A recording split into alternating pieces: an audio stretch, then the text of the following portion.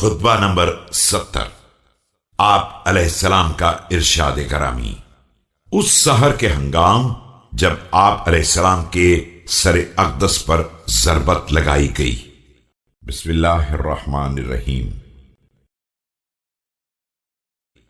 ابھی میں بیٹھا ہوا تھا کہ اچانک آنکھ لگ گئی اور ایسا محسوس ہوا کہ رسول اکرم صلی اللہ علیہ وآلہ وسلم سامنے تشریف فرما ہیں۔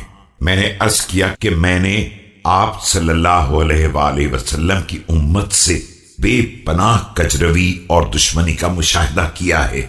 فرمایا کہ بد دعا کرو، تو میں نے یہ دعا کی، خدایا مجھے ان سے بہتر قوم دے دے اور انہیں مجھ سے سخت تر رہنما دے دے۔ I was sitting when sleep overtook me.